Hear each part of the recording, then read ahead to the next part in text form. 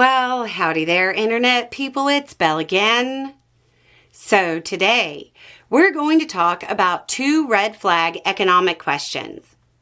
Okay, so today we're going over 2 very different questions, but they end up pointing us to the same thing. So we can talk about them together. Question 1.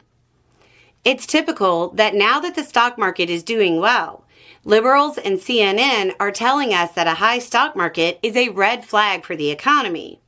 You've said it too, but you said it under Biden too. Please explain to me how the stock market going up is bad. This is the point where you know I'm going to talk about the Buffett indicator. But here's the next question. Question 2. I was talking to a friend about the stock market and how it looks the way things did before bad economic times. He said that the Buffett indicator is obsolete because it doesn't take into account that companies are multinational now, so using the US GDP isn't a good way to gauge it. Okay, so let's start with this. The stock market is not the economy as a whole. But if the economy as a whole is shaky and the stock market is hitting record-breaking highs, the two are totally divorced.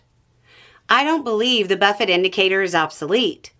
But if a metric becomes obsolete because of new situations, in this case, revenue that isn't counted in the US GDP, you don't just discount it. You look to see if something else exists that would overcome the objection. So, we need something that would include all of the earnings, even those from overseas. That already exists. It's called the CAPE, which stands for Cyclically Adjusted Price to Earnings Ratio. Sometimes it's called the CAPE-Shiller ratio, or just the Shiller ratio. Nobel Prize-winning economist Robert Shiller developed it and used it to warn of the dot-com bubble.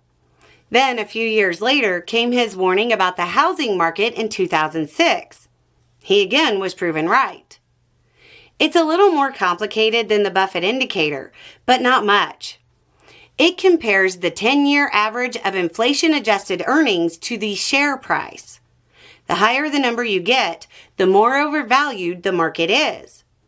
The long-term average is around 16 to 17. Since 2001, it's about 26. If you applied this to the S&P 500 right now, you'd get a number between 39 and 40. Last week, it crossed 40.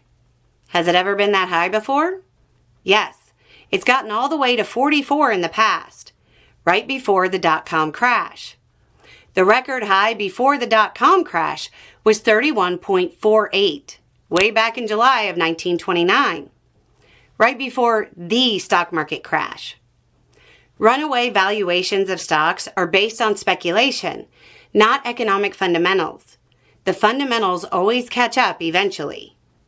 So, to question 1. The biggest economic downturns in U.S. history were preceded by the stock market going too high and becoming a red flag. The stock market is not the economy. To question 2. Even if the Buffett indicator is obsolete because of overseas revenue, the metric that includes overseas earnings shows the same thing. Incidentally, the current reading of around 40 is 235% of the long-term number of 17. That's pretty close to the Buffett indicator reading of 218%. There's no metric out there that says the market is fairly valued right now. Anyway, it's just a thought. Y'all have a good day.